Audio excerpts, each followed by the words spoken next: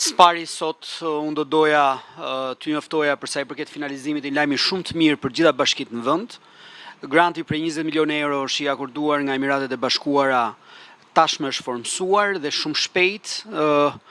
një logjistike plot me mjetet cilat janë të domosdoshme për bashkitë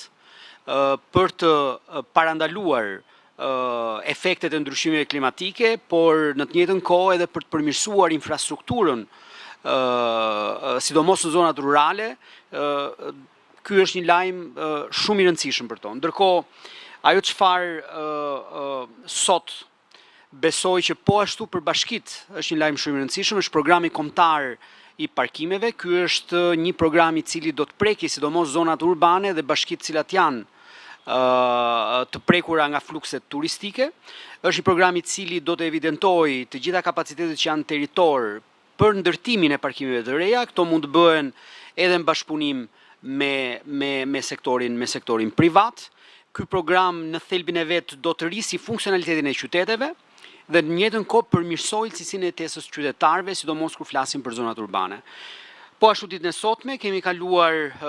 4 bashki të tjera për sa i përket zonave prioritare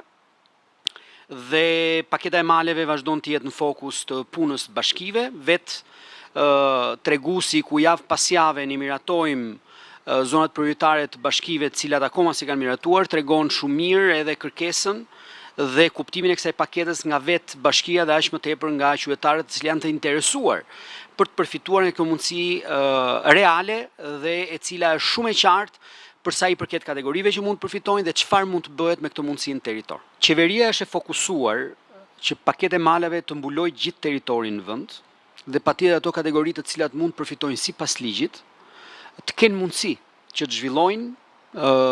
biznesin e tyre, të zhvillojnë sipërmarrjet e tyre dhe aq më shumë të sjellin impakt ekonomik lokal në territor. Kuptohet që bashkitë në këtë proces kanë një rol të rëndësishëm sepse procesi ndiqet dhe zhvillohet në nivel lokal. Ajo çfarë unë do të nënvizoja është që bashkitë e para që kanë miratuar zonat prioritare, siç është Bashkia e Shkodrës, Bashkia e Shijakut, Bashkia e Skraparit apo Bashkia e Përmetit e tjerë me radhë, kuptohet që janë më të avancuara për shkak të kohës që ato kanë pasur. Dhe në fakt to janë ditët ku përfundon afati i shpalljes publike që bashkitë duhet bëjnë për secilin prej aplikantëve dhe më pas ato kalojnë për miratim në Këshillin Bashkiak. Sot miratuam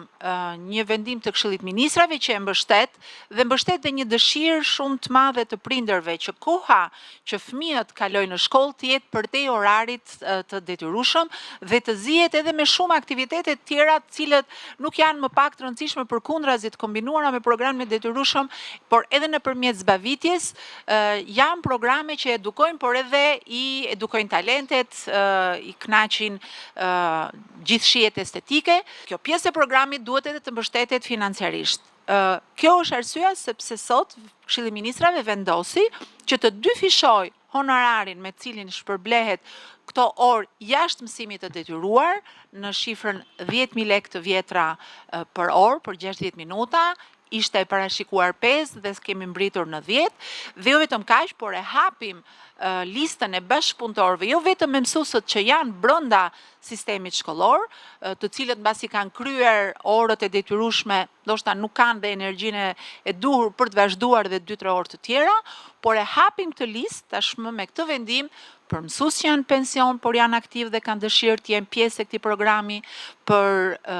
specialistë të ndryshëm të arteve, të muzikës, për artizanë që sidomos në disa nga qytetet tona ku trashëgimia kulturore është jo vetëm tradit, por është edhe ekonomi dhe aktivitet i gjallë, të bëjmë pjesë e programeve jashtëshkollore, të cilat shkollat sot, drejtuesit e shkollave që janë dhe menaxherët të tyre kanë mundësi dhe do të kenë fondin e disponueshëm për ta përdorur këtë, për të paguar, për të shpërblyer në mënyrë dinjitoze këta bashkëpunëtorë që vinë nga komuniteti.